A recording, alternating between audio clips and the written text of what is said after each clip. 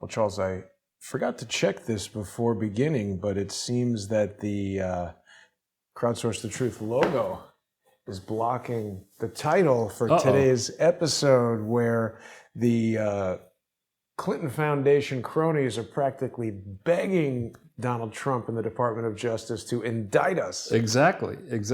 I mean, and yeah, it's a mixture of, we've got George Bush hidden in the crowd here as well, and of course, George H.W. Bush is underneath the crowd. But this is the art department has done a masterful job. For people who don't know this movie, it is a movie called Invictus, which has, I think, Matt Damon in it. Yeah.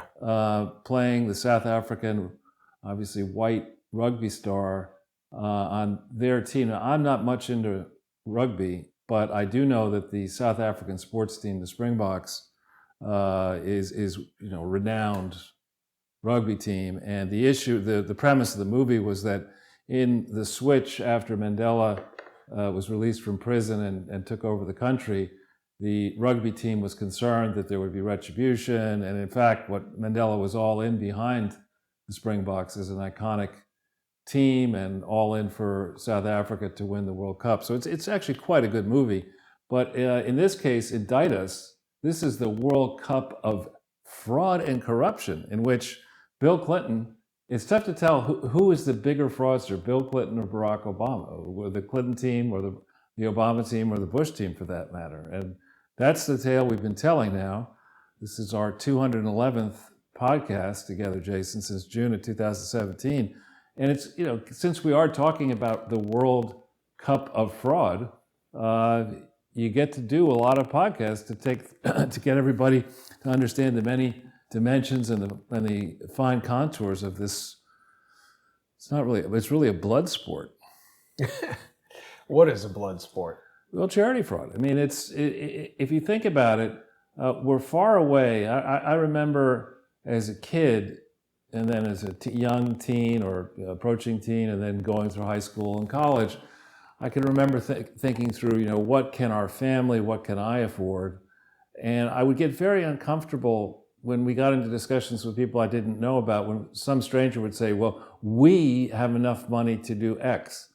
I don't care what a stranger and I, might want to do together until I know a lot more about that stranger. And, when you start getting into these politicians leading you down the alley, the blind alley of saying we as a nation can afford to do this and that and the other thing, it's not entirely clear that most of us in this country truly understand the nation's finances. And so what's happened since 1988, in part, is that Americans have become too quick, and people living in the richer countries have become too quick to embrace these grandiose internationalist plans, globalist plans, without understanding their true cost, and without putting in place a mechanism to check and see that sums allocated for these great plans actually get spent for the great plans and don't end up enriching the presidents and the former presidents and their various families and the world leaders in the many countries, the self-professed world leaders. And so that's been going on now for 32 years, since 1988. I mean, I say longer than that, Charles. I'm saying since '88, with the advent of globalism, arguably beforehand, of course. It started in places like New York City long ago, over a century ago, with Tammany Hall. You start having collections of people come together and a given place doing really well, and next thing you know, some politician is buying votes with the people's money and making sure that politician and others like him or her are like the Pelosi family or Clinton family, the Bush family. It's not a right or a left-leaning thing. It's the World Cup of fraud. Somebody sent me a pretty funny meme that scientists have discovered the densest substance known to man, Pelosium. Yeah, that's right. So I think that was probably a joke. Although I think Maxine Terzium would probably come pretty dense. Pretty damn dense. Pretty dense. She said recently, I mean, she's really a stark raving lunatic, but I mean, she said... Pelosi or Maxine? Both, but Maxine was quoted, I think, last week as saying that the Crips and the Bloods have more integrity than Donald Trump. Wow. I mean, A, how do you know how much integrity a gang has. Right. She's rolling with them. Right. And I mean, if you don't show up to Congress and to the State of the Union addresses, and all you do is you yell at Trump. I mean, did Maxine Waters not show up at the State of the Union address? This most recent one, she might have been, but the earlier ones, she's boycotted all kinds of things. She's, and there's another Sanity. There's another one of them. Yeah, I mean, there's another multimillionaire from her decades in public service. I mean, and that's okay. I mean, you're just supposed to look the other way and say, yeah, people who have absolutely no money and get into politics suddenly can live in mansions in their home district, and that's okay. Nothing to see here. Nobody seems to mind. They just sort of allow her to do whatever. And it's like, hey, Maxine Waters, how did you afford that huge mansion? Exactly. It's sort of like, what? Yeah. Huh? You talking to me? Yeah. Now, Charles, I've been mentioning, and I mean, I think most people appreciate this fact. I've been mentioning that the studio, the whole setup here, has been undergoing a number of technological evolutions, changes and things. The goal, of course, is to improve the quality of the broadcast, to improve the reliability of the broadcast. It's not easy. I think most people really appreciate it and are interested to some extent in hearing me just tell people about it. There have been a limited number of super obnoxious comments from people who are basically telling me things like, shut up, nobody cares about the technology, which is kind of mean. I've been working really hard on it. I don't understand why people would come here to watch this show to be mean to me.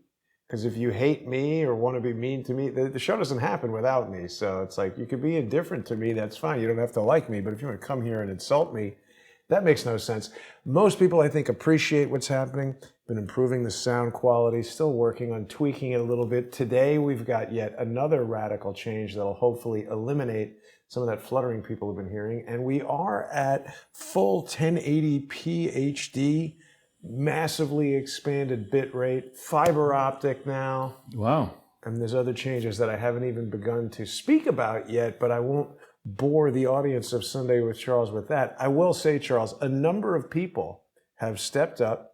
And, I'm talking about the sponsors on subscribestar.com/crowdsourcethetruth and patreon.com/crowdsourcethetruth. A really surprising number of people have gone from $1 a month to $2 a month, $2 a month to $5 a month. Great.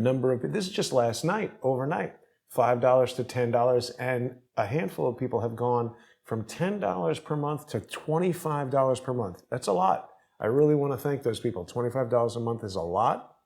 I want to remind everybody, those $25 per month sponsors, after 3 months at that level, are going to get a free Robert Mueller Nothing Burger mug. The people who've just gone to $10 are going to immediately enjoy the free Sunday with Charles screensaver. And if anybody is a $10 sponsor and hasn't gotten that yet, just send me an email. I'll make sure you get it. So that was really unexpected. I think this is a sign that people who really do count like these improvements. And I'm not asking anybody to increase their sponsorship, but I wouldn't say no. And it's really appreciated. That's great, Jason. And I think, are we also podcasting now? Yes, right. We're now also a podcast, Charles. We are available to people on iTunes and Spreaker and elsewhere. I should have had that link ready, but I'll bring that up in just a few moments. I know you've got to be ready to dive into the slides. I am indeed. So, we've got quite a lot of information packed into only 9 slides today, and what we're doing is stepping out a little bit and widening the focus. The narrow focus, or I should say the broader focus of all these previous podcasts has been the degree to which leaky foundations are used as conduits to turn dirty money into cleaner money, to trade dirty money for influence, for all sorts of nefarious purposes. But the bigger subject is not just that foundations do it, but in fact foreign aid from any country to any remote nation or group of nations where there are no controls is an obvious way in which to make money disappear. And it's it should come as no shock to people that when you open up a spigot, when you say, from whatever country it might be, if Mexico starts sending money to Africa, or frankly Africa starts sending money to Arkansas, that would portions be a real switch. I'm just saying, well, not so much. Portions of Africa are richer than portions of Arkansas. But whenever you start sending money far away from wherever the donor lives, and when you do so, ensuring that there is, say, no inspector general at the State Department for 5 or 6 years to check, to have the mechanisms in place to check and see what happened to the many billions, tens of billions of dollars that go outside this country or to foreign countries, you've got a prescription for corruption. And unlike, for example, when we think about the private sector, you have that angry fake Indian, Elizabeth Warren, wanting to regulate everything. And of course, when you get to the Securities and Exchange Commission, the requirements are for public companies, you've got to make a quarterly report on the real financial condition of your company. And it should be granular and deep with lots of footnotes, and the ability for people like me and others who've spent time on checking financial statements to really look right into a GE's financial statement and say, hang on, after 90 days, there's a massive problem. In the world of foreign aid, in the world of charities, there's no such quarterly requirement. You send the money out in 2020, and you might get a report that makes any sense, any freaking sense, in 2021, 2022, but none of these reports on what happened to our foreign aid are done in the kind of tight way you'd like to see it, where we allocated, let's say, $750 million to this project. On what date did we allocate it? Where did the money specifically flow from? What bank accounts did it leave the United States? What bank accounts did it hit on what days and what foreign countries? Who had custody and control over the foreign country money? What were the dollars translated to in local currency? When did each vendor get involved? Who were these vendors? Did any of these vendors have any connections to politicians who might have, or bureaucrats who might have been allocating the money? What about family members of politicians interlinking with family members of vendors or regulators or whatever? None of that stuff is covered in now the many decades of hundreds of billions of dollars, just considering the U.S. in foreign aid that gets sent outside. And everybody, where we sit here in one of the richest countries on earth in New York City, and even in our great city, you can walk not very far away from the fanciest places in New York City, and you will see people sleeping on the streets, wandering around in a drug-induced haze, mentally challenged people, hoodlums all over the place. You'll see desperately poor people in the richest city on earth. Imagine what it's like. Below 14th Street. Easy. No, imagine what it's like, and don't even pick on a country like Ethiopia, or we've talked about Nigeria. I mean, imagine a country where the per capita consumption is $7,500 instead of $30,000 or $40,000 a person. You're going to have tremendous amounts of depravity. You're going to have a different attitude towards corruption than in theory we have in the United States. And so foreign aid is a game for people who should not be naive. They should be people who are cynical. They should be people whose activities need to be checked regularly. They should have stiff penalties for people who steal foreign aid or raise money for projects on the backs of poor children and poor women and poor whatever around the world, and then steal the money. Like you can't run for president if you do that stuff? Yeah, like that ever. would be good. Yeah, and like, that presidential foundation that was set up in your name, we're just going to call that 43rd President Foundation. No longer should it be even called the Bill, Hillary, and Chelsea Corruption Slush Fund Foundation. But anyway, so the task of regulating foreign aid, it's not because I'm against foreigners. It's not because Americans are against foreigners. If you're going to get involved in a project of sending money around the world to these poor places, you better have mechanisms and controls and constraints in place and checks and balances in place to make sure that money just doesn't disappear, as it did when we did it in this country under Obama. He bragged recently, and his people bragged recently, saying that we have our current economic trajectory now thanks to the stimulus program in 2009, where almost $1 trillion was raised for shovel-ready jobs.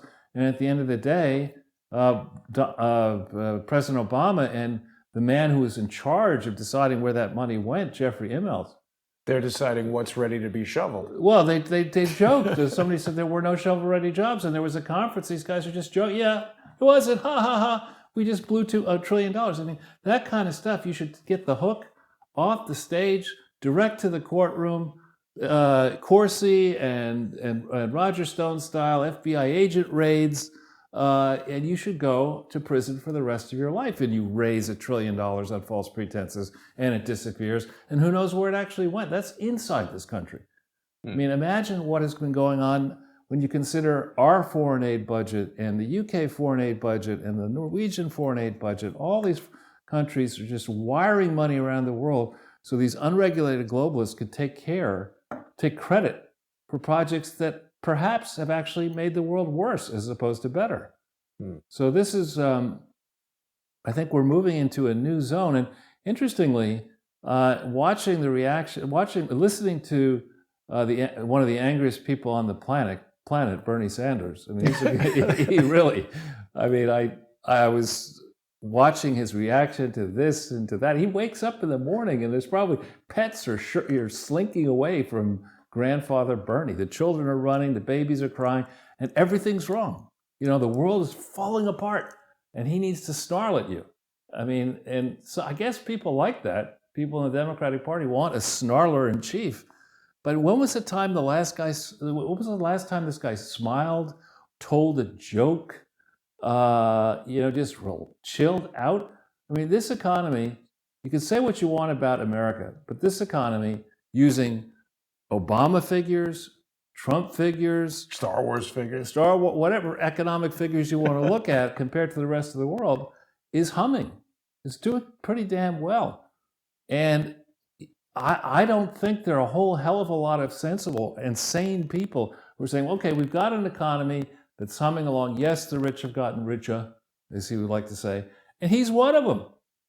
Yeah. I mean, Bloomberg was absolutely right to say. I mean, that was funny. That was hilarious. I mean, yes, Bloomberg's richer than Bernie, but how does a socialist from Vermont, who was the mayor of some tin pot city in the capital city in Vermont, and then has been a senator, has had to have a home in Vermont and a home in Washington, D.C., and now he has a third home.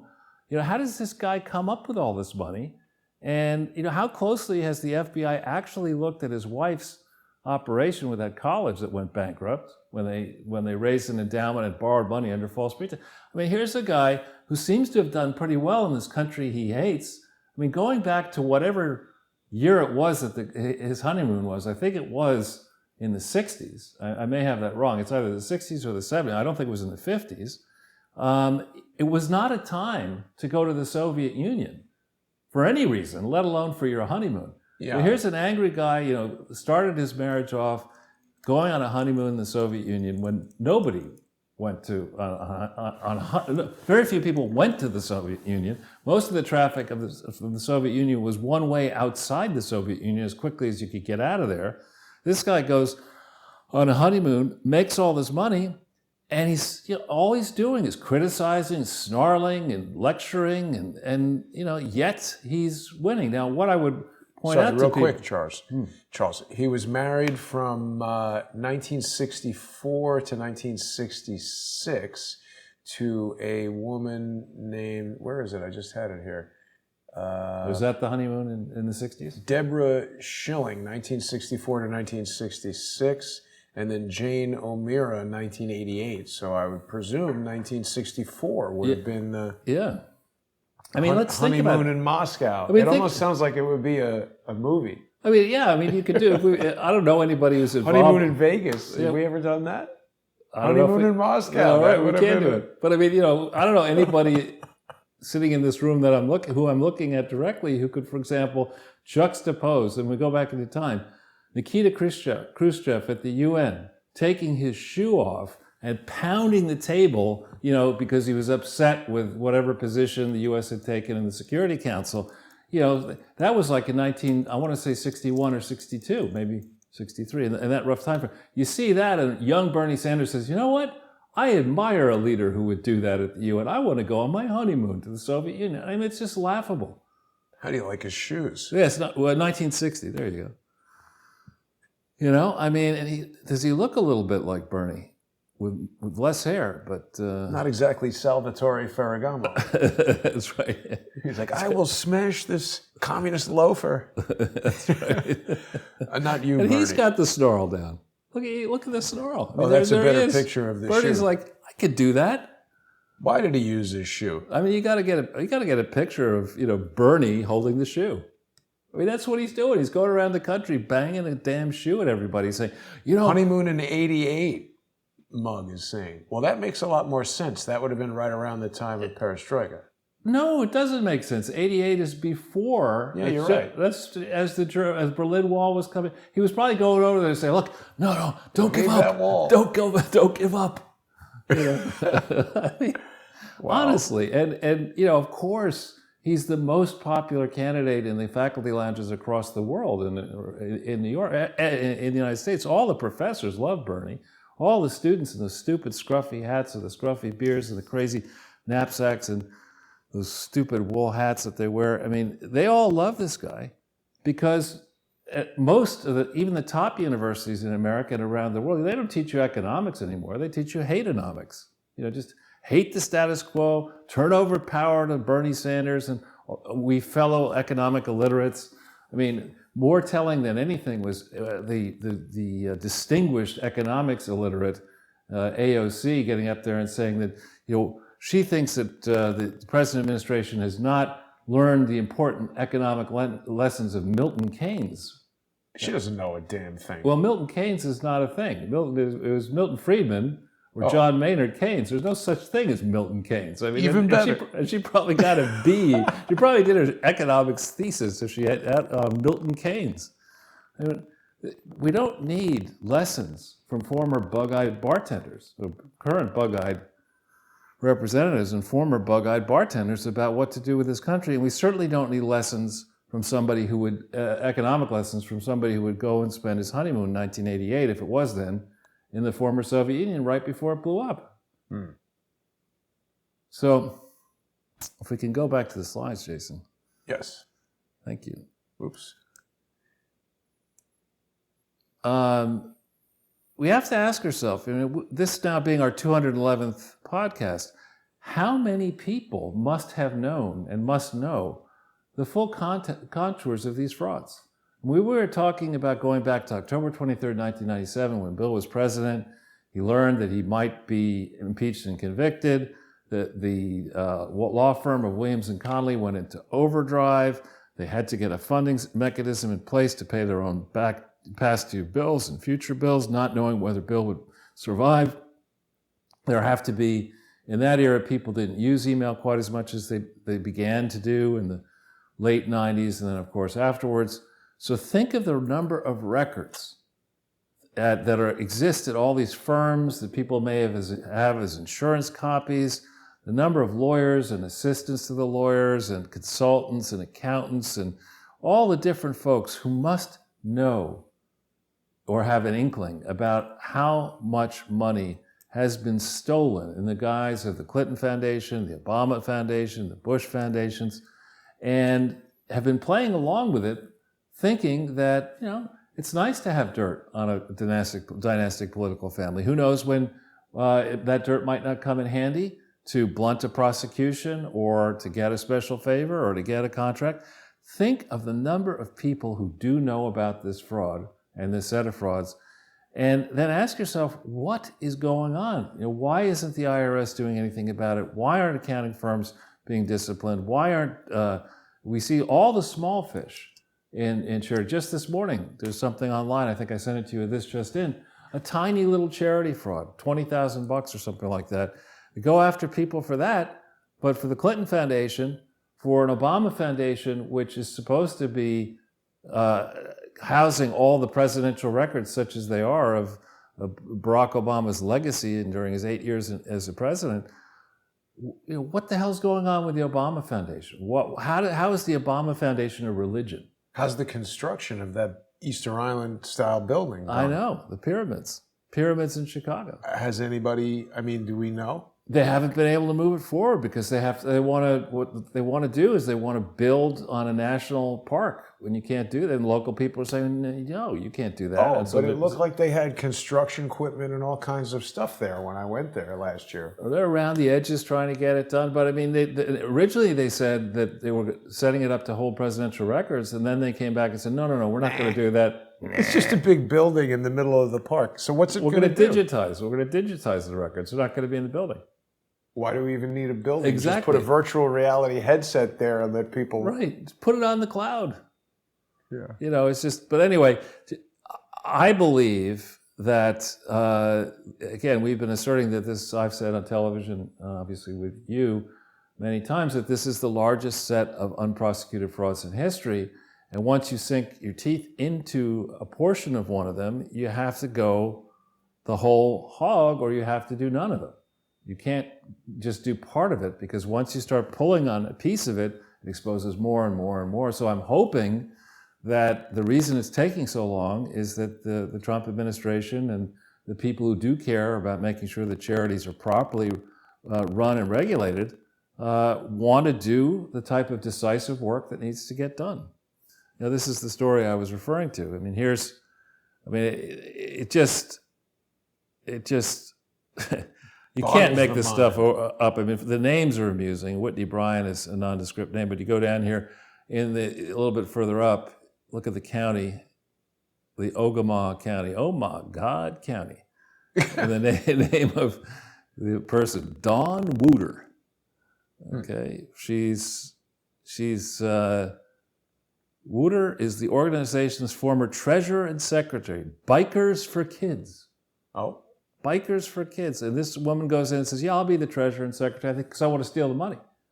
And it's just how, little frauds like this happen, and many of them happen because people look at the Clinton Foundation and they say, listen, if these people can get away with this crap, we're only stealing money for Bikers for Kids. But it's the kids.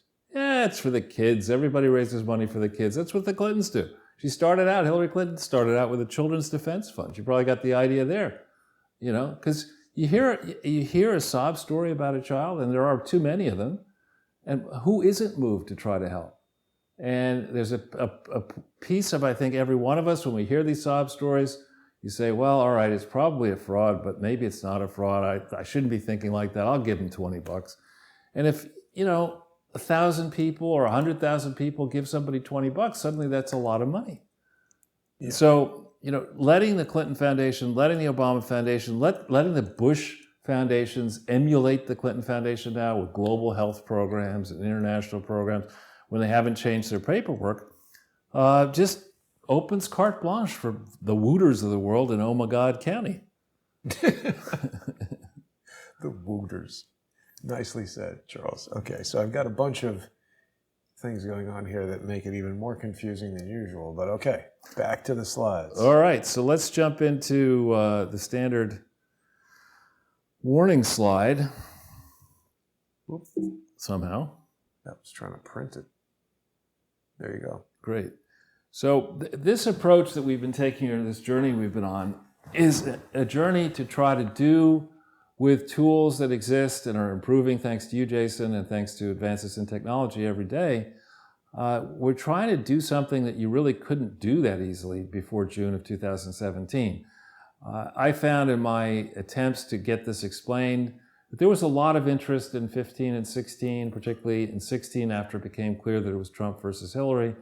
The mainstream press was quite willing to hammer this story, and I did have a chance across multiple elements of the mainstream press, print, radio, TV, couple movies, all sorts of stuff. People did take an interest in it, but they only scratched the surface. And when it became apparent to folks like Larry Doyle and Whitey Moynihan and myself and people we can't name, that the real problem, can't name yet, the real problem here is not only the fraudsters at essence, the real problem is that there are a lot of crooks, in my opinion, in our opinion, inside the IRS, inside the Department of Justice, inside the various security services and their equivalents around the world. And these people, I think, understand that once you rip the scab off the Clinton Foundation, the Obama Foundation, the Bush Foundations, and the whole ways in which foreign aid have been poorly, foreign aid has been stolen, frankly, by the bureaucracy, you start running into a potential situation where the people are out in the streets with pitchforks demanding accountability and justice. So to give people, we didn't want to lead with the idea that there should be that sort of accountability. We wanted instead to patiently lay out, as we have been doing now, these many times, print presentations that you can pull down and look at if you want for more evidence. You can follow links electronically. You can print stuff out. There are literally, at this stage, probably millions of pages of paper that you could look at if you were interested. Definitely thousands. No, million. Not in terms of the slides, all the supporting links. If you print those out, you're definitely in the millions of pages. So, and the approach we take here is, yes, Jason and I had this conversation, and we take you through stuff, and we encourage you to look at the images and consider everything, but we really want you to wrap your mind around what you see, think for yourselves, and if you support what we're doing, it's so helpful beyond sending money into Jason to keep this alive. It's so helpful to share. A really valuable thing is to take 3 people, 1 person, 5 people, or your email list and say, hey, just saw this presentation. You might not at first want to spend an hour and a half, 2 hours on each presentation, but there's a hell of a lot of information that these guys are onto, and you might want to read it, educate yourselves. This Clinton Foundation is a massive unprosecuted fraud that James Comey and Robert Mueller and Rod Rosenstein were tasked with studying beginning in 2001 and spent 4 years investigating, missing an obvious fraud. Do you think that might be why they were threatened when it appeared obvious that Donald Trump was not going to take guff from the deep state once he got inaugurated? Do you think that might be part of the motivation for this relentless Russia, and other resistance movements against the president? And I think it has to be likely that early on in this process, once Comey got contacted in May of 2015 by a lawyer, as we know from the Horowitz report, once he finally had the FBI move to, in theory, investigate the Clinton Foundation in January 2016, he had to have people around him who were smart enough to know that there was a massive set of exposures here over this Clinton Foundation failure to catch the frauds. So we make every attempt in these presentations to give you supporting materials, to try to connect the dots for you. You have to assess them for yourselves. When you have suggestions, please get them to me at my website, either to me on Twitter or Jason on Twitter. I encourage you to follow us both on Twitter when I have time, which is not every day of the week. I do try to have some fun on Twitter, particularly if people like Hillary Clinton or others now, Mini Mike. By the way, Jason, it's amazing for you to so quickly mock up the little model you made of Mini Mike. You put it right next to Hillary. What do you mean? It's so small you can't see it. But when Mini Mike opens his pie hole, or Biden, it's an ice cream hole, Charles. Exactly. No pie that we're aware of has gone in that hole. But it's a gay ice cream hole. I know. Sorry. 38K. Congratulations, yeah, Charles. They're moving up. So if anybody is watching who isn't following Charles on Twitter, he's right there at Charles Ortel. Follow him on Twitter. You can DM, read pithy tweets. Well, actually, one thing that and thanks to my Twitter followers, one thing I've noticed is that when I do start trying to light up Twitter, it does go around to quite a few people, pick up on it, and they retweet, and we're starting to get a little bit of, it's nothing near, obviously, Donald Trump with 72 million followers, but we're starting to get a little bit of a reaction.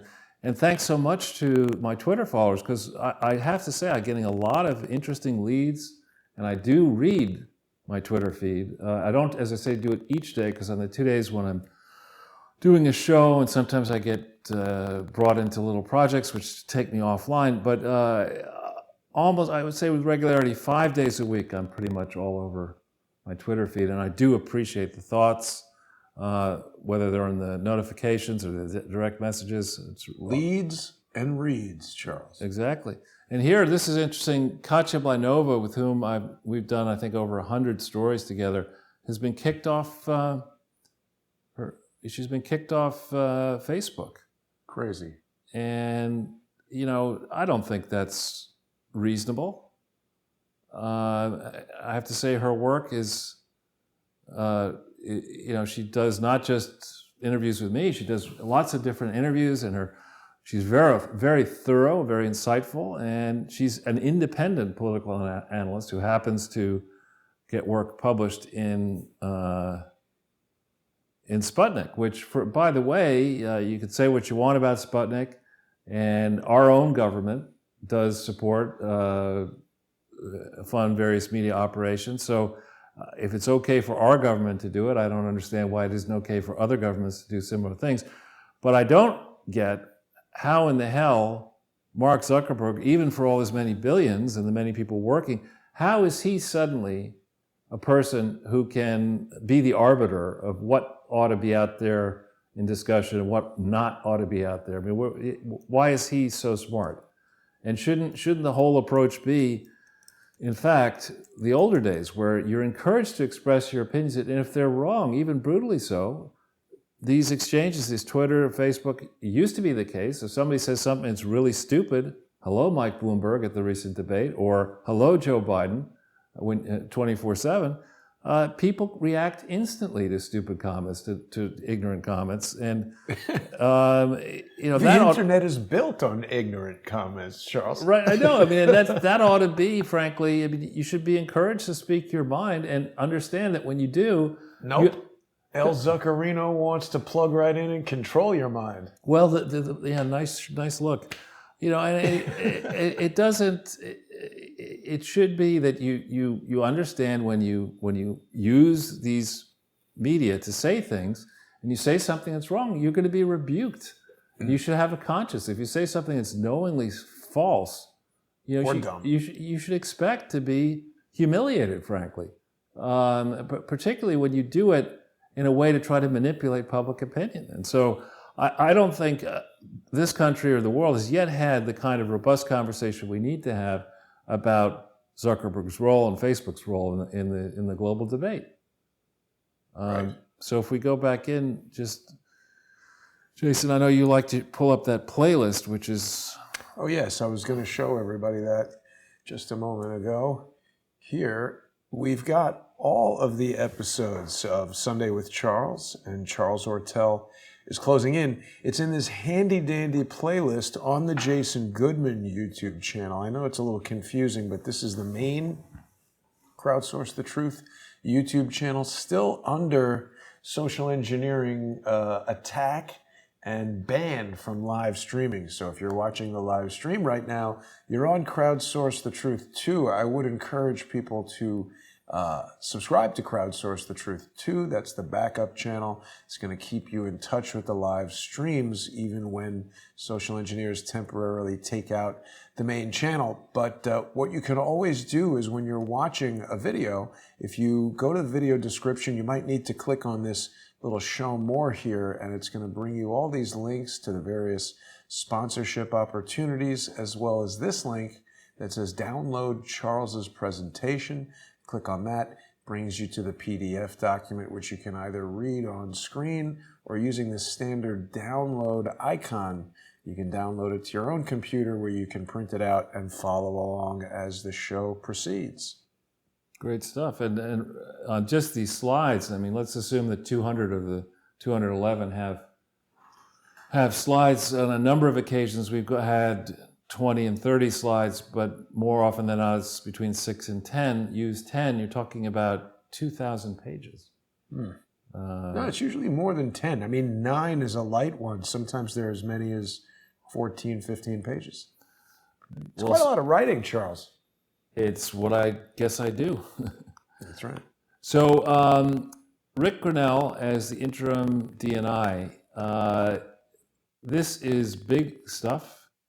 And in the last 24, 48 hours, to the extent I've been flipping around channels, I actually have to confess, I mean, it doesn't make a dent here in Manhattan, but I've been watching MSNBC just for the comedic value of it.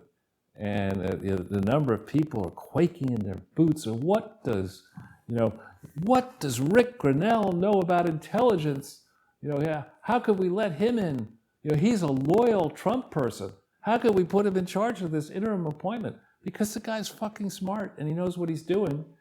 And look what he did in Germany. What did he do? Well, he went in as our ambassador to Germany, and we were getting lectures. Ortel is a German name, and my ancestor John Ortel came in 1853 from Berlin. So people are going to have a hard time saying that, I'm a Germanophobe, but, I don't need to get any lectures from Germany about global affairs. I mean, just the high level view, nice job on World War I, nice job on World War II. I don't care what Angela Merkel has to say, and I don't want to get a lecture from somebody who's not paying her fair share of the NATO bill, and has got these non-trade barriers that make it very difficult for any foreign country to sell into Germany. It's a small market compared to the United States. Most markets are small, consumption and investment compared to the United States. And it's not like the Germans have covered themselves in glory anywhere on earth in anything that they've done other than making cars and machinery. Lenses. Benz is pretty good. Some of the cars, Volkswagen, not so much, But so anyway, this Rick Grenell guy is coming in on a basis where he can only be the interim chief. So you don't need to get all upset that he's going to be there forever. He can't be. You've got to ultimately get a Senate confirmed person in there.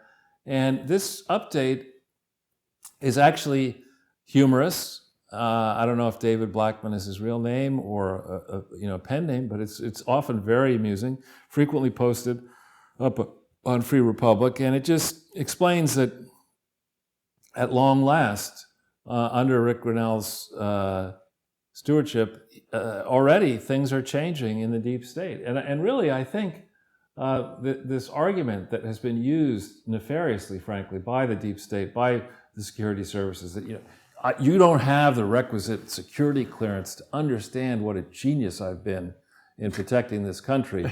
As we look across the Middle East, Central America, so many different parts of the world, where it's rather difficult to conclude that we've really covered ourselves in much glory in these security services. So I view with very positive that Rick Grenell is in there shaking things up. I know we have views about Judicial Watch, and I don't know if this link will work or not.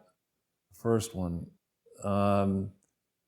If you can hit this, I don't know, if you hit this here, I think the download, does it come up? Or is that the download itself? That's it. Okay, so if you go to page 38, you have to hit download, yeah. And I didn't look at every page here, but what was really interesting to me is the timing. When you go to page 38, there are a lot of repeats in this. Where is it showing us the numbers? At the top, if you put the little thingy at the top, that's 24. Yeah. 38. There you go. So if you look in here, this is August 18th, 2016. Now, I am reasonably... Bill Priestap. Yeah, and this is basically what's going on is Bob Goodlate, who's a congressman, is demanding certain information be put together. And these are, if you go to page, is that 38? This is. Yeah, okay. All right, they're going back and forth. What are the acronyms? This is Peter Strzok to Lisa Page on August 18th, 2016. I think what we need to do in the crowd is we need to get some of these text messages that have been uncovered around these dates, but keep scrolling down here. This is, the lovebirds back and forth, deciding when does, here we go. All right. This is, if you go to the preceding page. Okay, slowly, yeah. You haven't heard different. This is about when is Hillary going to get a briefing and when is Trump going to get a briefing about Russia developments, right? You haven't heard different from unknown person, right? She is not designated her people and no date is set. I believe brief will be in the Hudson Valley or White Plains, whatever the RA. Please let me know. And then you hit Pete, John, and do any of you happen to know when Clinton will receive the brief? And then you go down to the next page. This is it. All right, slowly, please. 7:59 p.m. I know Dudette. This is Peter Who Strzok the hell wrote that? to Lisa Page. What an idiot the guy is. In a little I mean, it's same realization of shit. Haven't even told you about Trump brief. Is So this they were an up to- official FBI Yes. email? Yes, this is something, that was only, Judicial Watch has only just gotten out. So I know Dudette. This is at 7:59 p.m. And then I guess this is beforehand. Time, dude, time. Oh my God. Little love letters to each other in the FBI email. But this is August 18th. This is a very significant moment. This is as there are rumors that something's going to come down out of the WikiLeaks stuff. They're talking here, I think, about giving Hillary Clinton a brief, but not necessarily giving the same brief to Trump. Wow. These are the same people who had looked into it, cleared Hillary Clinton on the email mishandling. They're now getting involved in Crossfire Hurricane. They're cheating on their respective spouses. They're breaking all kinds of rules. They're using FBI emails back. They're withholding these emails. And they're trying to get us to understand. I mean, imagine, use the Cheryl Atkinson thing. Imagine if this were a Trump, exchange. This is outrageous. It is. And then you get that glassy-eyed Peter Strzok, staring down Congress and, threatening people. And what's his name? Brennan threatening Trump on CNN and MSNBC. Who the fuck do these people think they are? I mean, honestly, the citizens in this country, we need to go to more of these rallies. We need to certainly go to the polls, and we need to demand. Go to the rally with a poll. That seems to be allowed now. I mean, this kind of behavior, there's nothing right about this kind of behavior. And her sanctimonious, remember her Twitter, I guess somebody has actually created the Twitter handle Nutsack Lisa, but hers is Natsack Lisa. I mean, she has all these fawning, ridiculous posts. These people were engaged, and are now engaged in behavior that's not patriotic. It's not behavior that we should revere. This is criminal behavior. These people tried to throw an election in 2016. They've been leading a resistance ever since. And look at this. Well, this is actually, somebody's modified it. This is not the original image. Right, with a new handwriting on it, but the photo is original, right? The photo's the original photo, but somebody put some nutsack enhancements on there. But that's Lisa Page.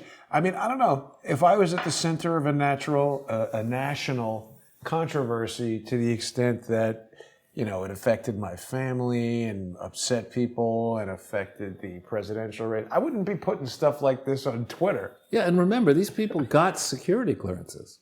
Who knows? I doubt they still have them, but I hope they don't still have them. But I mean, how does it work? I mean, we learned in the Tucker Carlson, this is a little bit off point, but Tucker Carlson had the Barstool guy. I forget, there's some show, Barstool something or other.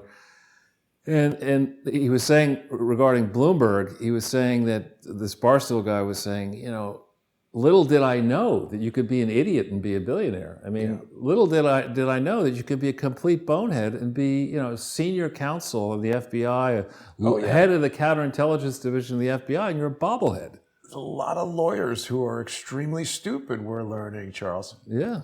It's amazing. So this James Carville, who he's amusing. He's another guy who's like, it's tough to follow what he's actually saying. He's like that character in Waterboy. Oh, yeah. The guy who's Randy Quaid. Wrong, Colonel Sanders. No, not that. The guy who's from the swamp, who is unintelligible. That's basically James Carville.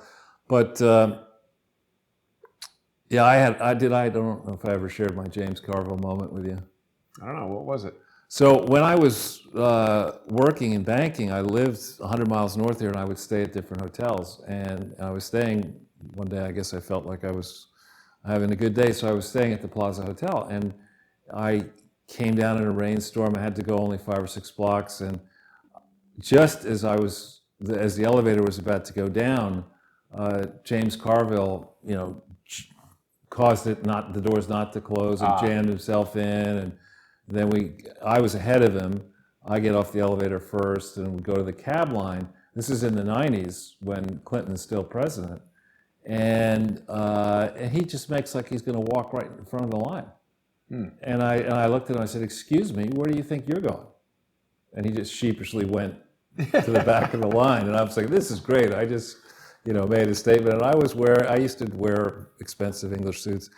And I get in this suit into the cab. I'm thinking, what a great day I'm having. And I hear this, and this idiot cab driver had this, when you have piping on an upholstered seat, the metal it was sticking out. And I didn't expect to see a sharp piece of metal in a cab. So I just tore my pants and destroyed this $3,000 suit. Oh my God. But I still feel that on balance it was worth it. Jeez. He's a lizard, this I Carville. hate taxis. I don't like James Carville, but I mean the guy he's on fire now. He's basically saying that Bernie Sanders is controlled by Putin, and that Trump has won the Nevada thing and you just gotta love the mayhem that's going on here. I mean, are there any party elders in the Democratic Party who could stand up and say, "Listen, no, Bernie, you're not going to be the nominee. No, Michelle, you're not going to be the nominee. Hillary, don't even think about it. You're going to be in jail." Yeah. And let's put a team together here that at least can be credible. But to start saying, to raise the idea that Bernie Sanders is controlled by Putin, I mean, that's really out there. It's just become so stupid. I mean, anybody that they don't like. Putin is the most powerful man in the world. He's got to be sitting there in Moscow like, hey, I'm doing everything. That's what I actually just said on RT International at 1 o'clock.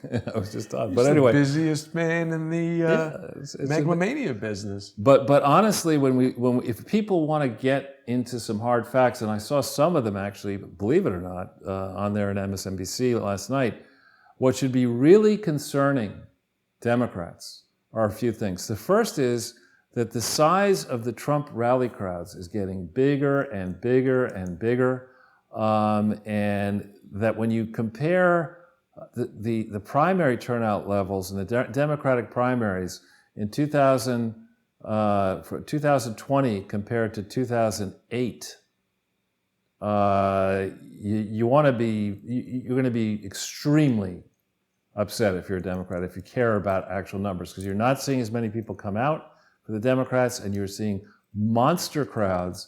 And to get into a Trump rally, I know because I got tickets, and you have to fill out a questionnaire, and then they have all these details about your political preferences. Are you likely to vote? Who did you vote for last time? And they're learning at the Trump rallies that close to 20% of the recent ones are Democrats, people who did not vote in 2016.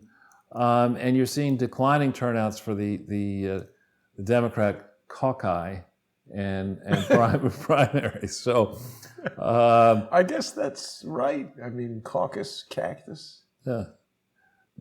So anyway, and then here we have Tingles, Chris Matthews, who was so in love with Obama. Why is he tingles? Because he felt a tingle running up his leg every time. He said it himself on air. I feel a tingle going up my leg listening to Obama. Oh my God. It was just absurd. But he's now I saying... don't know if he should admit that to too many people. But he really deserves to get... I mean, you could say anything you want on a podcast, television, but if you say something really fucking stupid... Gotta go on the Chris Matthews show. Well, it's reliable that he'll say something really funny. But I mean, he likened, and he went on and on. You know how somebody thinks they're being really smart and they tell this long tale about how, well, this reminds me of what happened in France in 1940 when the Germans overran France. That's what's going on right now in the Democratic Party, says Chris Matthews. In other words, Bernie Sanders is Hitler. I mean, that's way over the top. Yeah. Especially in the case, I didn't know this about Bernie Sanders, but either, I guess it's his grandparents were killed in the Holocaust, or maybe his parents, I don't know. But it's so far over the top to make these types of comparisons. And this guy still has a contract. I mean, he's 70, well, I guess it's ageist to say this, but I mean, he's in his 70s. There have to be some people who don't smoke crack on a regular basis who you could hire to work at this channel. And the guy I just think needs to... Stephen Halper is available. He does smoke crack, though, apparently. Well, yeah, he does. You know, Charles, I definitely want to thank Hytham G for utilizing Super Chat on Crowdsource the Truth 2. Apparently, Katie Hill's associate got arrested for hacking. Does that mean anything to you? It does. It's just that apparently a number of Katie Hill's opponents were hacked. And I guess Katie Hill was too busy having affairs with multiple people with her husband. Right. So was she the one who did the bong hits? And I think so, yeah. So what campaign staffers? I mean, she's in California. But yeah, just a quick side point here on if we go back to that. I'm sorry. Sure. Side point. If we look at the table to the right now, Laura Ingraham, who can be quite funny, does make an excellent point that how is it that we can only have 60% of the caucus counted, which is roughly where it is now. This was with 5% in. You're sitting there, and Tom Steyer must be really freaking rich, because he spends $170 million and gets 8.7% of a caucus, where the angry, snarling Bernie Sanders gets 34%. 33.6, rounded up. Yeah. And Joe Biden, who's a serial liar and fool, frankly. I mean, he's tried to tell this big tale that he was down in South Africa trying to meet Mandela, and he was arrested, and suddenly Corn Pop came out of nowhere. It's like, dude. Wait, Joe Biden was arrested in South Africa? No, he wasn't, but he said he was. What? Yeah, in the last 24 hours, he's been going around saying this. And the prince's like, no, Joe, that didn't happen. That's not true. How can he think that no one's going to look into that? I mean, that's just so stupid. He's surrounding himself with yes people. And then, Pete Buttigieg is such a gracious loser that he got up in his concession speech and started attacking Bernie Sanders. I mean, was it Rush or no? Rush and Hannity both called Pete Buttigieg what me worry, Alfred E. Newman. That's actually a good point. And Tomahawk Liz Warren, she's going nowhere. It's just, you look at this and there's just nothing. Well, I don't know. Have we decided yet, Charles, if Pete Buttigieg is a CIA plant along the lines of Brobama, or is he a legitimate schmuck? I just think he's a legitimate straight-up fool. I mean, on his record, you sit there. Phi Beta Kappa. Okay, great, but I mean... No, I don't trust that. No, that's because you keep getting them wrong. There's Phi Beta Kappa is the Kappa Beta Phi. Yeah, it's different. No, I'm not getting them wrong. They are. Phi Beta Kappa is a legitimate organization. Kappa Beta Phi is the mirror image. The no. Flip It's Kappa Beta Phi is not like Phi Beta Kappa. It's an inside joke. It is not. It's just a plaything. It's nothing. Phi Beta Kappa is serious. Bill Clinton's in it. Kappa Beta Phi or Phi Beta? Phi Beta Kappa. Well, he could be in because he was a good student. It's different. No, it's very different, Jason. It really is. Okay. I don't trust any of these things, Charles. I think it's a collection of criminals, but we can talk about that later. Okay. So, we have here, and this is a story, if we go, this is a disturbing story, this next one down, yeah. And I forget which, there's a new... This is about Kevin Spacey's father. What is this? This is a book about people being enamored. It starts off, Adolf Hitler loved American movies. He would laugh at Laurel and Hardy and Mickey Mouse and Greta Garbo and all this kind of stuff. I don't know how much of this is true. Well, it's fair that Hitler loved Disney because I think Disney loved Hitler. Yeah, and there were people. I mean, there were Henry Ford, Prescott Bush. There were people who were familiar with the history of Germany and the grave problems that happened after World War I inside Germany, who were looking at Hitler wrongly, obviously, and saying, this is person. Nice guy. Well, it wasn't. I don't think they were doing it because they were delighted that Hitler was about to kill many Jewish people. I think he was selling himself, and I'm not making the comparison to Mike Bloomberg in the same way. He was selling himself as a can-do fixer. I could get the country back running again, and there needs to be sober reflection, not only on Hitler, but on Mao, on Stalin, on these despots who leap into periods of great calamity and despair, put their hands up and say, I'll fix this. Just let me break every conceivable rule and don't ask any questions. And by the way, I'm going to put all the journalists in jail. That's not what we want to do in 2020 or ever again. Yet, there seem to be quite a few people who are prepared to say, oh yeah, give this person the keys to the car and give this person the power to lock everybody up who disagrees. And we don't seem to ever learn. Yeah. So. Well, that's what happens when you are all down for Hitler and whatnot. Yeah. So when we think about what is the main nation in the world that might have been meddling in U.S. and other elections with the U.S., it's the U.K. And here, the story in Zero Hedge, Jason. Yeah. There's now a revelation that the person who is allowing Assange to be extradited has gotten financial benefits. And that's, this Whoa. We can't take this lying down. Why is Trump not taking a more active role in sticking up for Assange? This is troubling. I don't understand it. I just don't understand it. It's not like Britain today, the UK today is sitting there and ruling the world. Britain is reeling, needs a trade deal from the US.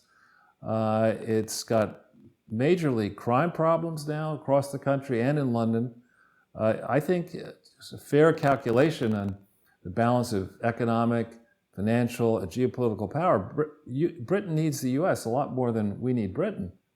And I would have thought that Assange today would be a sympathetic character, that most Americans across the political spectrum would say, hey, this guy's gotten a bum deal here.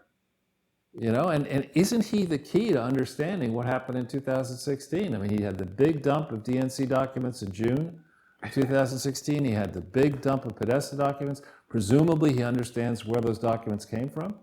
Let's find out who supplied these documents. I can't believe that there isn't an ability of the Trump team to sort this out and do right by Assange. Well, obviously, it seems like they're not interested. He got very involved in at least commenting on the Roger Stone issue, and comparatively, there's been next to nothing for Assange. So that's not good for people who want freedom of the press and people who haven't committed crimes to not go to jail. Exactly, and I hate to allow Newsweek to get the next one down, two down. The Nigel Farage. I hate to give Newsweek any prominence. That thing in the 70s, Newsweek and Time Magazine were interesting magazines that most people read both of them, and it had a lot of good stories and stuff.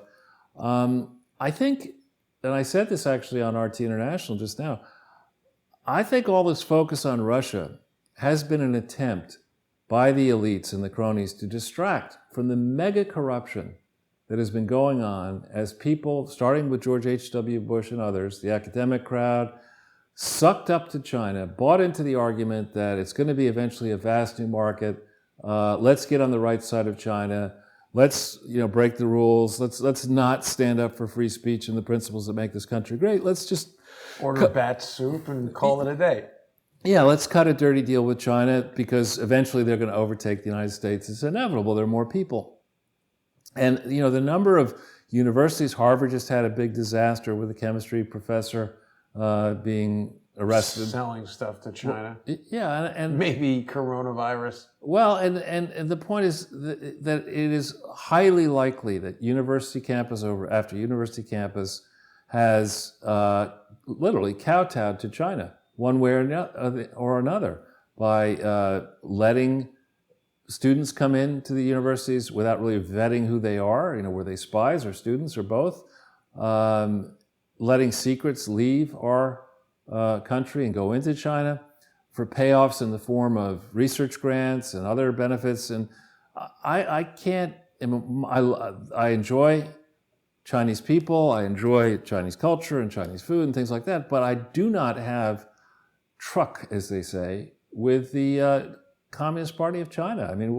I don't buy the argument that one of the highest priorities of the United States should be to make sure that the Communist Party of China remains in power. I think quite the opposite is the case. What about trucks? Truck, I don't put up with them. I don't like. I never heard of that before. It's 19th century English.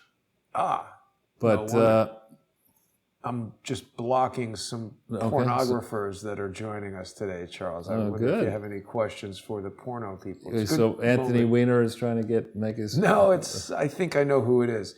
It's a unique type of attack that's not the same as what we used to face in the past, but it's a good opportunity for people to utilize Super Chat or become sponsors on subscribestar.com/crowdsourcethetruth or patreon.com/crowdsourcethetruth.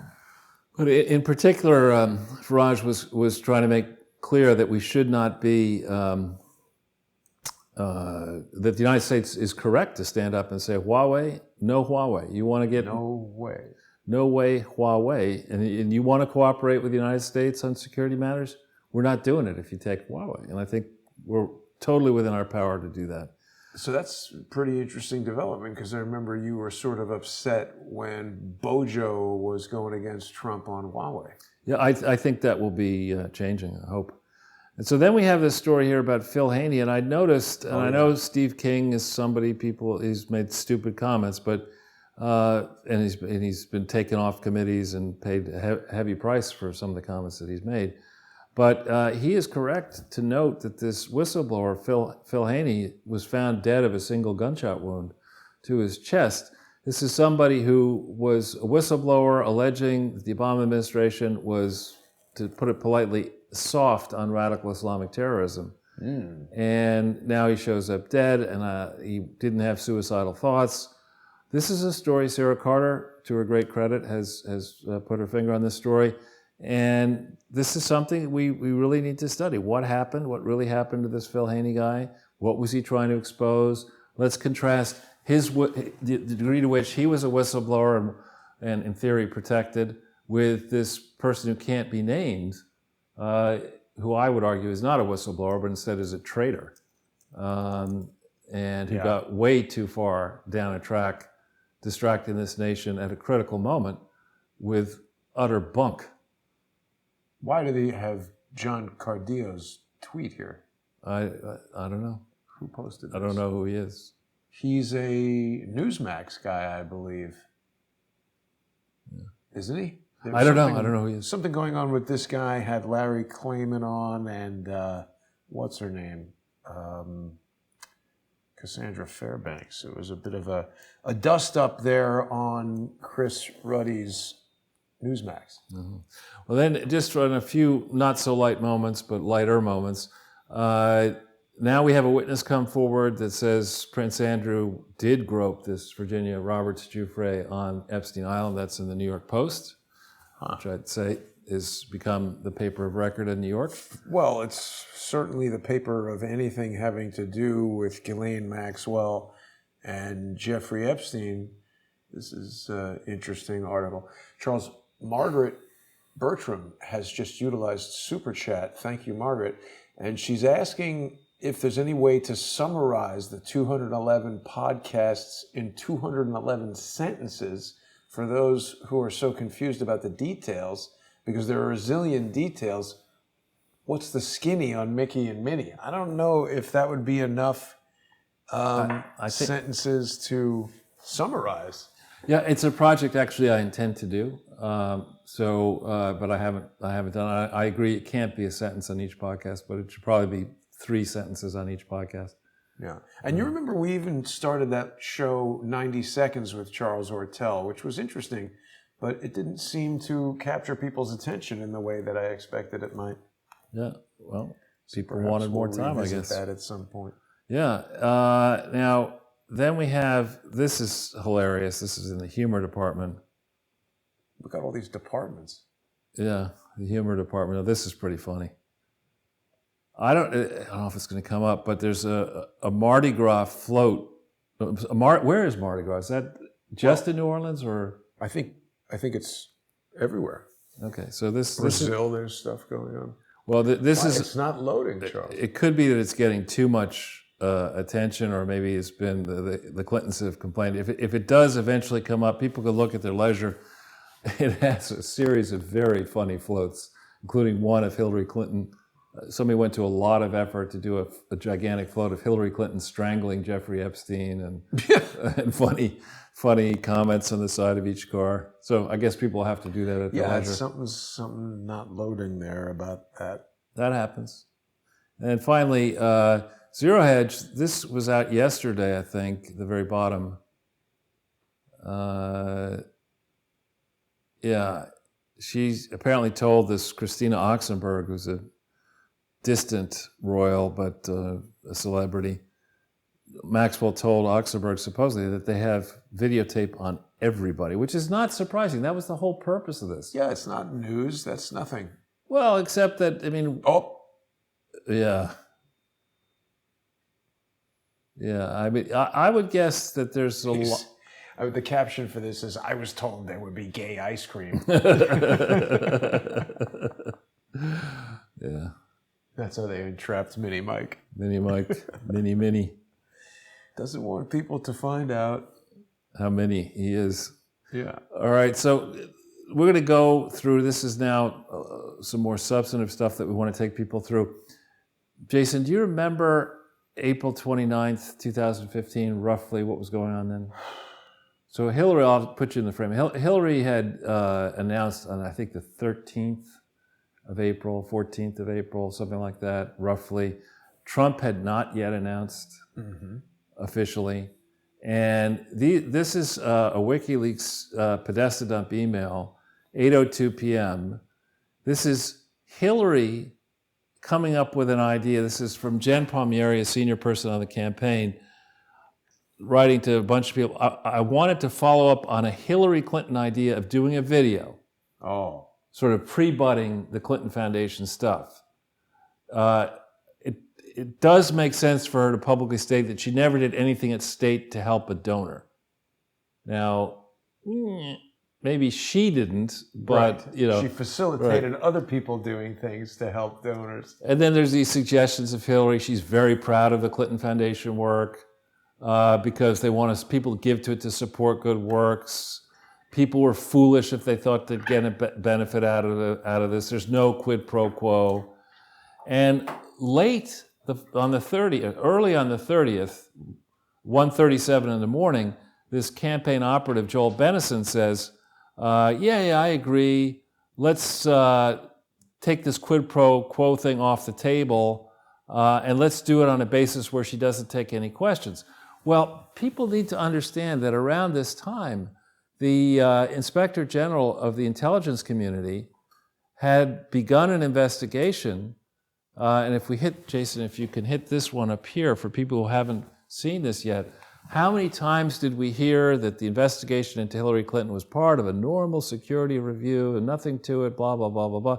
This is now the 39-part file, thousands of pages that are out there in the public domain of what truly was going on. So by the 29th of April, 2015, the inspector, the questions for if there are real investigations going on with Durham, what did this Inspector General of the intelligence community, what had that person accomplished by April 29th, 2015? And that person, remember, is none other than Charles McCulloch, who has left government to be on the legal team that is defending this whistleblower who can't be named. So to me, it's clear that certainly in the 15-16 time frame, the leadership under the Obama administration was not truly trying to get to the bottom of whether Hillary mishandled or did not mishandle classified information. What that leadership team from Obama on down needed to protect is the degree to which Hillary Clinton was communicating with Barack Obama, possibly also with both of them on unsecured email or unsecured devices and servers and other things that were not the ways in which this should have happened. So there's a deep backstory here that's out there in the public domain. The surface level media is not getting to it, but we need to go back into this. Remember, this is before Trump is an announced candidate. Hillary's working with her team to try to staunch this investigation, which had started belatedly. And I think that the motives of the people leading the investigation should rightly be called into question. And most importantly, on April 29th and April 30th, 2015, now we know that Hillary Clinton was in fact one of 3 Class A directors of the Clinton Foundation, a fact that she and the team have tried to disguise. The Clinton Foundation, the main Clinton Foundation, was a public charity that could not be controlled by a family, but Bill, Hillary, and Chelsea controlled this pig. And I'm referring to the foundation. And this is just outrageous that Team Comey, that the IRS, that the FBI, the Department of Justice, frankly, the Durham, and the others have not really whooped up on this mess. I mean, this wasn't simply a fraud at this point. They weren't simply raising money. Hillary didn't simply need money for her campaign. They were obstructing criminal investigations, both of how she mishandled classified information and by January of 2016 of the Clinton Foundation. This is a massive obstruction of justice and criminal conspiracy that needs to be fully uncovered and disciplined. So with that, Jason. Dry cleaned, you might say, Charles. Yeah, if it's possible. With that next page? Yes, please. I try to anticipate, but sometimes it's hard to know. You know. Anyway, so another point for people to consider here, and oftentimes the Clintons love to get you involved in debating the meaning of the word "is," so you ignore Whitewater and you ignore Juanita Broaddrick, and you ignore real big, messy crimes. But it's important as we think about these Clinton frauds to understand that charities are not allowed, according to the laws and regulations that exist, and longstanding precedent, they're not allowed to engage in partisan political activities. Right. Yet, and they're defined here as, biasing one candidate to favor over another, opposing a candidate you're not allowed to do. You're not allowed to say anything bad about a candidate. Right, yeah, exactly. You can't favor one. I've been reading about this quite a lot, Charles, in preparation for my upcoming, right. I'll talk about that later. All right. But so we look here for every period up to 2016, to every election cycle, 2002, 4, 6, 8, 10, 12, 14. Hillary was running in 2000 for Senate. In 2 and 4, the chairman of the Democratic Party, Terry McAuliffe, was I would argue, lead director of the fraudulent William J. Clinton Presidential Foundation that didn't believe in obtaining audits, didn't believe in filing truthful tax returns, complete ones. By 6, she's running for Senate. She had to win re-election. In 8, and at many of these foundation meetings, they touted Bill Clinton's presidency, they touted Hillary Clinton's candidacy, and the Clintons' selfless devotion to charity. Then in 8, the team, eventually Barack Obama, needed a lot of money, and we estimate that at least $200 million went missing in 2008. In 10, the lowest learner in the IRS realized the power of these foundations and viciously went after Tea Party conservatives. At the same time, the Clinton Foundation was fraudulently, an attempt was made to reorganize it. In 12, they absolutely, to get Barack Obama reelected, they could not let the truth come out about the Clinton Foundation conspiracies and frauds and corruptions.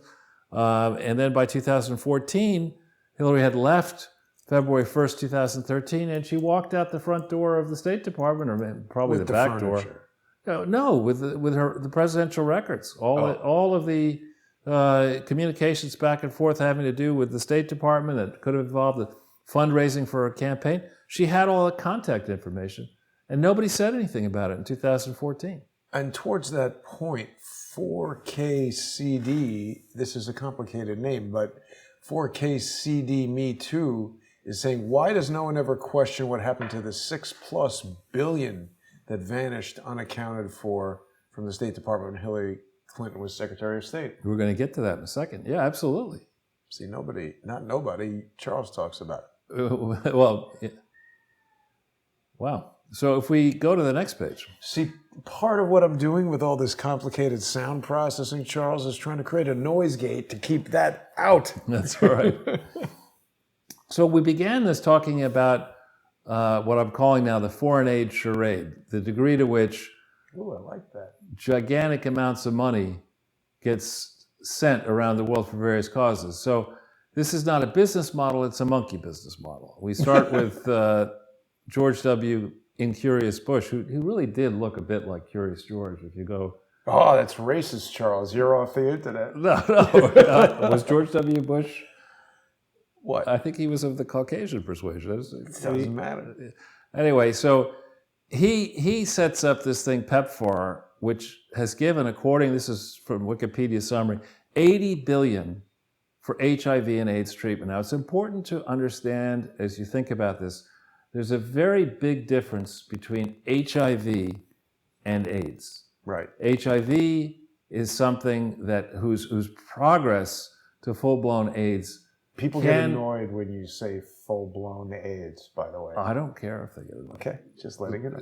It is a condition that once your count gets to a certain level where you're deemed to have actual AIDS. Right. Right now, there's nothing you can do for it. You're going to die. It's a question of when. It's a short period of time. On the other hand, you take a guy like Magic Johnson, who was HIV positive in 1992 or 3. He's very much alive today. You can live a long, healthy life with HIV treatment and antiretroviral drugs and your diet and things like that. You will die. Many people who are HIV positive are going to die of things that are totally different than HIV. Well, because HIV, to be technical for a second, is the human immunovirus, right? It's a virus that attacks the immune system and causes the acquired immune deficiency syndrome that is AIDS. You don't actually die from AIDS. You just have no immune system and you get like a cold, you die. Right. But the point is, though, that you can slow the progression of HIV into full-blown AIDS. And that is something that doctors have known about for a very long time. Bill Clinton did not come up with that idea. Bill Clinton did not actually bring the cost of HIV/AIDS drugs down himself. People have been on a campaign at Cipla in India and other places to do that starting in the 90s. So when Bill Clinton was president and his administration did not financially support the fight against HIV/AIDS to the degree that it has been supported subsequently. My point with all this is, go back to the slide, a hell of a lot of money. $80 billion may be a trifle, a mere pittance to AOC, but $80 billion is a lot of money to me and to American taxpayers. On top of what is a political sugar baby, Charles. I guess so. Buy her an iPhone. Right, and so you have one operation started in 2000, announced in 2003, funded in 2003. Forward has put up $80 billion for that. Global Fund has come up with another $41.6 billion. Now, sometimes PEPFAR gives money into the Global Fund. And then now Unitate, the thing we've talked about in the past ad nauseum, was created in 2006. It sent a lot of money to fight, in theory, HIV, HIV. But you look here and it says, and this is again from Wikipedia, it says that Unitate and indeed all of these operations work with our so-called implementing organizations to do this work. So gigantic pools of money are created, and these pools, both PEPFAR and the Global Fund and Unitate, none of these pools, in my view, is appropriately brought to task for diverting money just by sending it to the Clinton HIV/AIDS Initiative, Clinton Health Access Initiative, other loosely controlled slush buckets, where our either money that was borrowed to support this or our taxpayer funds gets wasted and diverted and likely stolen by people around the process. And this is not, we're not talking about little bits and pieces of money here. This is well over $125 billion all in just for these programs here. And there are others we could name. I just thought about putting 3 up here. So in this key period where the Clinton Foundation was, in theory, reorganized, which is starting late in December 2007, when they knew that the Commonwealth of Massachusetts was going to revoke the authority of the Clinton Foundation HIV/AIDS initiative to operate in the key state of Massachusetts, Commonwealth of Massachusetts, where the headquarters was. When they knew that, through the 29th of September 2013, this encompasses the entire period when Hillary Clinton was Secretary of State, there was no Inspector General at the State Department in this entire period. And that seems staggering. How could they have done that? It's reckless beyond. I mean, it's not the kind of thing, you shouldn't sit there and say, oh yeah, that's a safe thing to do. It'd be like, well, we'll fly this plane and let's do it. No pilot, no air traffic controller. No landing gear. Let's put, I don't know. It's an obvious thing. And it'd be one thing if there's no Inspector General, let's say, for the weekend. Right. Right. But you're talking about the entire period where they attempted to restructure the Clinton Foundation. The entire period where, during which Barack Obama's president, his first term, part of a little short bit of his second term, when there's so many cross currents here. How much foreign aid, American foreign aid and other foreign aid gets, instead of being sent to the other country, goes to American companies or American companies or other companies in donor countries, without the type of tight controls to make sure that the political contributors are getting a reward in the form of our State Department saying, yeah, we're going to send a whole bunch of General Mills cereal to Haiti. I'm just making this up now. And instead of saying that General Mills would give it to us at a low cost, we'll let General Mills sell it to the aid people at, let's say, full wholesale cost. I mean, you can wash a lot of dirty money through the administration of foreign aid. And I really think I'd love to see the Trump administration stand up for the benefit of the whole political spectrum and say, enough of this crap. If American companies want to assist in foreign aid, very few American companies operate at 100% capacity. Let them give us a cut rate deal on those extra boxes of cereal, not full wholesale cost, really low, tiny, give them to us. And then we'll give it, make sure it's good stuff, good drugs and this, that. I don't see that going on. Some quality Cheerios going over that way. That's right. Crowdsource the Truth is an American company that operates at about 150% capacity. There you go. That's right. So you're thinking of donating to the Clinton Foundation, are you? No, not at all. Okay, but back to the slides. Yeah, we can go to the next slide. Next slide. All right. So this is really disgusting. We've talked a little bit about Ethiopia, and what we have here is we have a timeline. This is an excerpt from a press release, 17th of January 2006. The release itself, you can see it up there. It's click it. You don't have to click it, no, but because I've excerpted key stuff from it. But this is dated the 17th of January 2006. Let's stop right there. There was no Clinton Foundation HIV/AIDS initiative that had valid legal authority to do any of the work described in this press release. And they knew it by the 17th of January 2006, but that didn't stop them from making this press announcement in Addis Ababa, Ethiopia, claiming that the Clinton Foundation signed an agreement with the government of Ethiopia.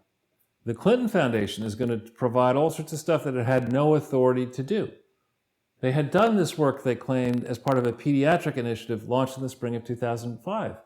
Clinton Foundation had no legal authority to do any international initiative of any kind, let alone one involving children, in the spring of 2005. That's one of their favorite kinds. And sorry to interrupt, Charles, but Moni Caseberg has just utilized Super Chat to bring to our attention a person of interest for future deep dives, Dr. Rajiv Shah. Oh, of course. Yes, he's done stints at the Gates Foundation, USAID, and the Rockefeller Foundation. And the Clinton Foundation.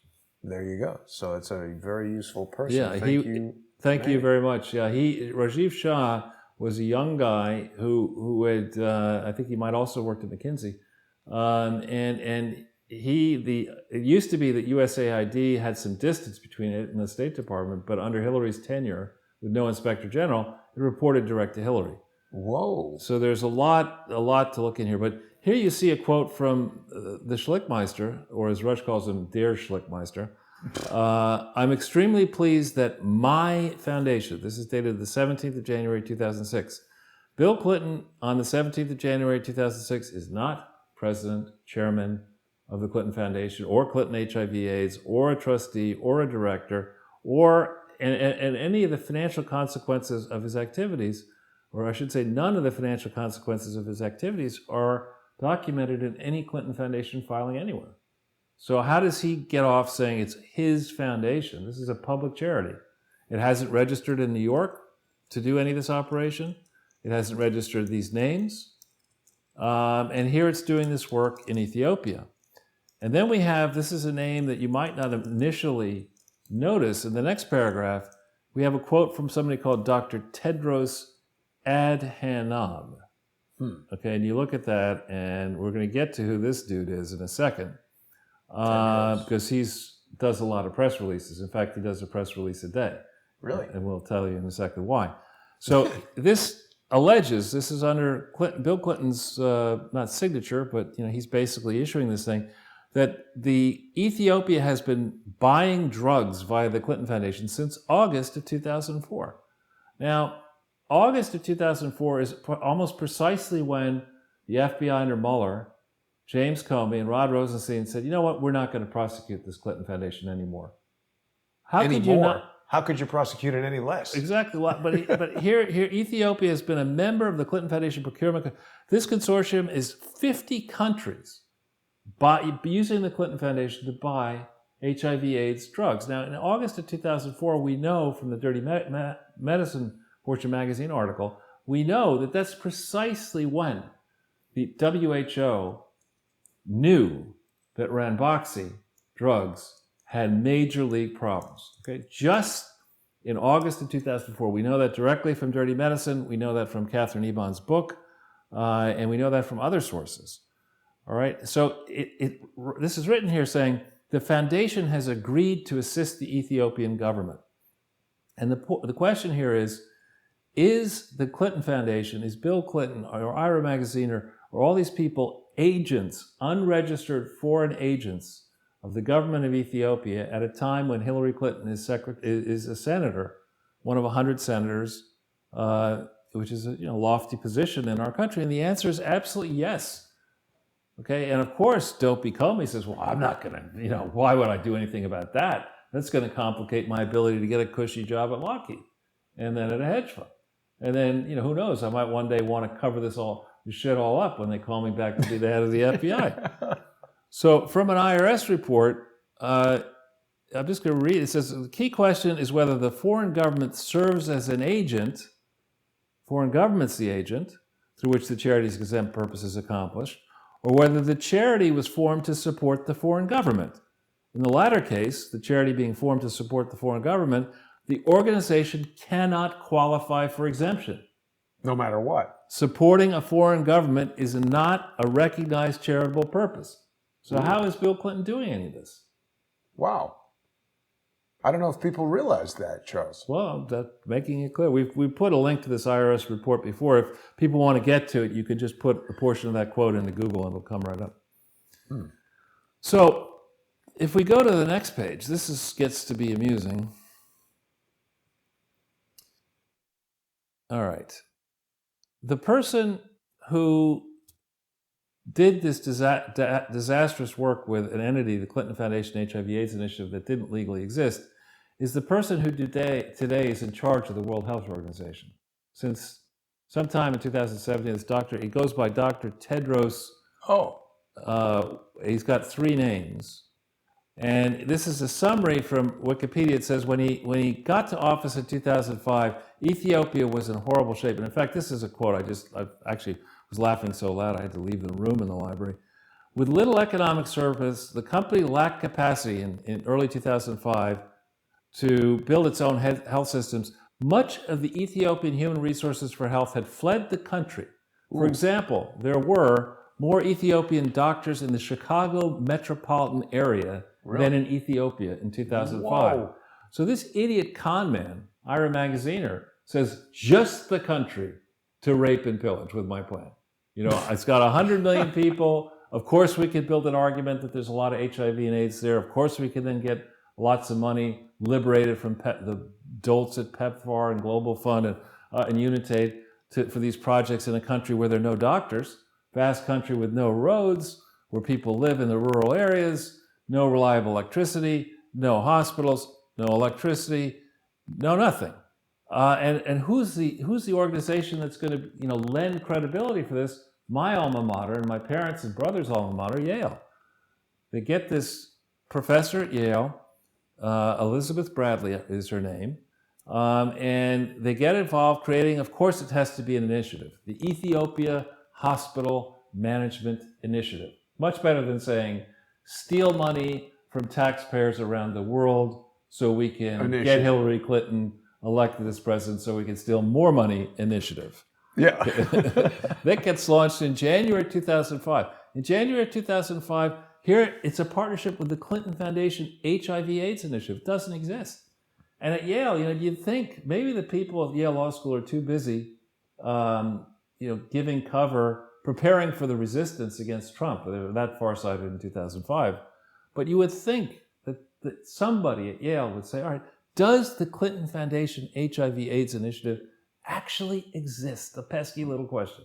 Somebody show me some documentation that says the damn thing exists. They have a law school. They have law professors. They have a business school. There's some smart people, I believe, still at Yale. They could probably figure out, no, they don't do any of that. They say, this Magaziner, he's a Rhodes Scholar. Clinton's a Rhodes Scholar. Hillary's a senator. She's going to be a president.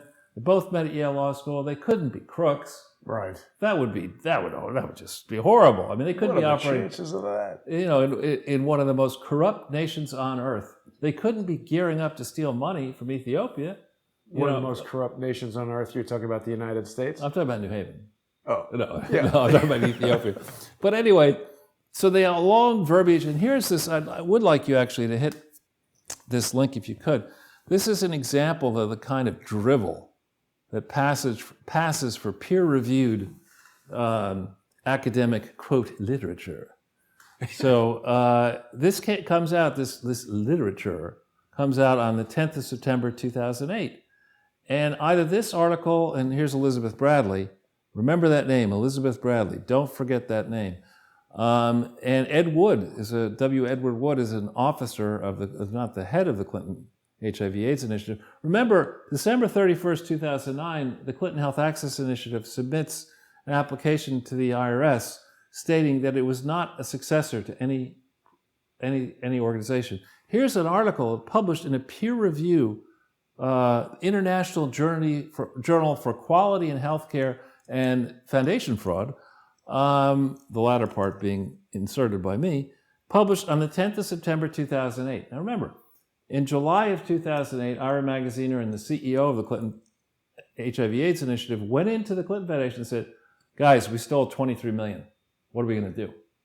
Right? It's July of 2008. We got an election coming up here. We can't let this go public before the election. Who knows? McCain might win. Oh, let's cover it up. We'll cover it up. This thing's published September of 2008, and the same team, Magaziner and Bill Clinton and others, put a fraudulent application in saying that this is not a successor operation. Well, here you have just one peer-reviewed article. There are literally dozens of peer-reviewed articles that are going into my book, and I've got research people working on this now in several locations around the world. There's just so much information here that it was bold-faced, knowing rubbish hurling out of the mouths of these people who are putting in applications to our IRS while Hillary was Secretary of State, while Barack Obama was working on his legacy. And here's just one piece of counter evidence saying rubbish. The Clinton Rubbish Initiative. But if we go back into the slide, why do I keep bringing up this Elizabeth Bradley? Why? Elizabeth Bradley is the president of Vassar College. She went from being a person who was, let's charitably say, hoodwinked by Magaziner, by this Tedros in Ethiopia, and Bill Clinton and others. And the trustees of Vassar say, okay, Vassar's not a famous institution where we ought to have a leading light person lead it. Let's get Elizabeth Bradley. I mean, what diligence was done on this Elizabeth Bradley? She staked her career on this Ethiopian project. She's done countless articles about all her work here. She claims, there are all kinds of claims that the Clinton Foundation was intimately involved. It didn't exist. It had no authority to do any of this work. And this person was an ordinary professor, became a named professor, part of a big, I think it's called the Brady Johnson Grand Strategy Program. She became the leader of that until Vassar plucked her out of Yale and made her a president.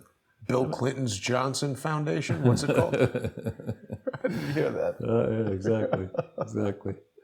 So this is a case study that one could write a book about this, and one might write a book. It's certainly a chapter in the book about this. So how Yale and so many people could have fallen down the job here. Let's talk about Ethiopia in the final slide here. Next page. Okay, now this is an excerpt. If you hit the link at the top, Jason, this is a report in 2017 on the state of Ethiopia. Okay, now maybe it's overblown. This is the anti-corruption portal, and I don't know who GAN anti-corruption. You see about GAN at the top there. Let's see who that is actually. This? To the right, yeah. I don't know if it'll come up. Why not? GAN integrity. Okay, you see, so these are people who, in theory, can help you. Figures a scruffy. Oh boy! Maybe this looks like everyone working for this thing is a model. What's going on here? Come on, this is ridiculous. No office looks like this. And then you have at the bottom, I heart compliance. Anyway. What? This is ridiculous. Well, look, these are... Hyundai's in charge, and Live Nation. So, I mean, it's a company that focuses on, in theory, identifying risks. Interestingly, it doesn't seem to say who the people are. Well, it's a company that focuses on either hiring extremely good-looking people or just using stock photography for their website. What does about say in there? Yeah, who we are, meet the people. There we go. Oh, sorry. Maybe we'll see the real people now. So you got a Mutt and Jeff. Okay. Oh, different people. Yeah, like none of those people look very much at all. Marty Meyer. Marty and Morty and Neil Lustig. Valerie Charles. Yeah, Valerie Charles. Peter Chang. None So of who these are people, all these people look very much at all like the models who were, I think. No, that's strange that they have that model picture. But anyway, if we go back into the slide itself, what I did is I lifted portions, and there's a lot more than I could have done here. Let's think what this model agency says about Ethiopia and the status of it in 2017. Okay, high risk of corruption dealing with the judiciary. Bribes for favorable judgments are common. The police is perceived to be rampantly corrupt. High risk of corruption in Ethiopia's public service provision. High risk in land administration, tax administration, customs administration, and in public procurement. Now remember, the Clinton Foundation, in theory, starting in August of 2004, was involved procuring drugs for the supposed HIV/AIDS population in Ethiopia when all the doctors had left Ethiopia, or most of the doctors had left to go work in Chicago. We could riff on Chicago and whether there's any corruption in Chicago, but that's probably a side point. Right. The point is, you've got a massive project with over 100 million people scattered in this tough country where corruption is rife. This is in 2017. Imagine what it was like in 2004 and 5, when Magaziner and Bill Clinton said, we're done building this thing, the double wide over the Arkansas River, near the Arkansas River in Little Rock, and we've managed to do that, fleecing banks, fleecing donors, failing to file any of the reports that need to be filed. Even made bespoke fleece jackets. And there we probably stole 60 to 80 million, but now with this HIV/AIDS scheme, we could steal in the billions of dollars. So we got to go to countries that are even more corruption prone than Little Rock. Well, Ira, give me a country. Well, you got a country? And Ira's like, yeah, I'm a consultant. I'm a Rhodes Scholar. Like you, Bill, I didn't finish my Rhodes Scholarship. There's nothing odd there. And I made a whole bunch of money. Ethiopia. We'll do Ethiopia. We'll get ready for Haiti. We've got Katrina in our gun sights. We've got, we're going to go to the places where people will buy the argument, the con job, that we can actually treat HIV and AIDS in countries where there are no doctors, no hospitals, no roads, no electricity, no ability to check any of this. But these new multinational schemes operating principally out of Geneva, where tens of billions are going to flow our way. That's what we're going to do, boss. And Bill's like, okay, great, let's get this done. I mean, we need money for Hillary's campaign, and who knows how many mistresses I'm going to have to pay off. So we better make sure that we do this. Of course, this is a working theory. So you look at this, and you think back to some of our earlier presentations when we said, if you want to run a U.S. charity internationally, it must be tightly controlled from a U.S. base. Does this sound tightly controlled to you, Jason? I'll tell you what seems tightly controlled is the girdle Hillary Clinton wears every time she appears in public to prevent her guts from exploding out and her back from collapsing. Yeah. This is not tightly controlled, however. No, and actually, when was it actually? I can remember almost exactly. Right around now, it was in February of early February of 1977. I flew down to Kenya, landing first. Flew on Ethiopian Airlines and landed first in Addis Ababa Airport, and it was rather an interesting experience for me as a 21-year-old. You get off, you get off the plane and you're sitting there and you look out the window and you're tired and you notice all these tanks running around the tarmac, and then you notice all these military people, and then you see these Chinese communists in military. What was going on? There was a coup going on. Oh. And so we happened to land. I had nothing to do with it. It seems like a bad time to go. I was a student. I was trying to get to Nairobi. Why would they even land the plane in the midst of a military coup? I don't know that they had an option. Right. Probably Iron Magaziner was planning it. How was Ethiopian Air? It was not bad. Ethiopia Air back then was actually very well done because TWA, which was then a good, well-run airline, had the management contract to run it. So it was a fine flight. Didn't do so well on getting my luggage in Nairobi. That was a small problem. I had 2 weeks to live in Nairobi with the same set of crappy clothes that I had to buy for no money. The used clothes department, wherever that was in Nairobi, because the tag for the flight was, I want to say, ET-175. And so they sent the luggage to space. They sent it actually to Ireland because instead of ET, they wrote EI, and that was a Dublin flight. So the bags went to Dublin, nobody picked them up, so they went back to London, nobody picked them up, then they went back to Dublin and London and Dublin and London. Eventually, somebody figured it out. Wow. That's before the invention of computers and 737 MAX 8s, which Ethiopian Air crashed one of. But I don't think it's a bad airline. They had also an emergency landing in the ocean one time, and I think the people mostly lived from what should have been a pretty devastating crash. Well, yeah, again, I think I hope to go and see Ethiopia. I never went through, the day I landed there during the coup, I kind of felt I should get the hell out of there as quickly as possible. But I think it would be interesting to go there. And I do think when you think about the common thread here, it's the Clintons, Obama, and politicians of both parties Bush, after all, was all in for PEPFAR, are well able to spin these tales of woe and suffering on the backs of people who truly are destitute, and then open the floodgates. The billions come pouring in, not into Ethiopia, they typically go to Switzerland, and where it's much easier to just pretend you sent the money to Switzerland and put the money right back in the dictator's Swiss bank account and the oligarch's Swiss bank account. So, now, Charles, I'm sure you can virtually anticipate the next comment that I'm going to make, but Our good friend and frequent viewer David Von Kettering is telling us that his favorite phlebotomist is Ethiopian. Lobotomist. Phlebotomist. What's a phlebotomist? Someone who takes your blood. Oh, okay. Good. I'm surprised you didn't know that word. Yeah, remember I'm extremely squeamish? Well, I'm just surprised that there's a word that I know that you don't. There you go. Well, you know many words. Get your money back from Yale. That's right. Sorry, Charles. That's quite okay.